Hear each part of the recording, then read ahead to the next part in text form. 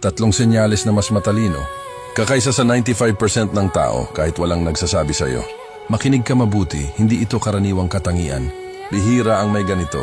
Una, mas gusto mong mag-isa kaysa sa maling kasama. Hindi ito pagiging antisocial, ito ay pagiging mapili.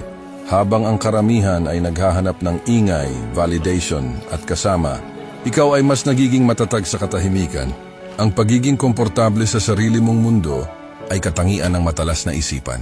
Ikalawa, kino-question mo ang lahat. Hindi ka basta naniniwala. Hindi mo tinatanggap ang impormasyon dahil lang sinabi ng marami. Sinusuri mo, pinag-aaralan at pinapatunayan. Habang ang iba ay sunod lang, ikaw ay nag-iisip para sa sarili mo. At iyon ang tunay na talino. Ikatlo, nauubos ang energy mo sa mababaw na usapan. Chismis, drama at walang laman na kwentuhan. Mabilis kang nauumay. Hinahanap ng isip mo ang lalim, mga ideya, filosofiya, psikolohiya at estratehiya. At kapag wala ito, kusa kang lumalayo. Hindi dahil mayabang ka, kundi dahil ang isip mo ay nasa mas mataas na antas. At ito ang pinakamahalagang tandaan.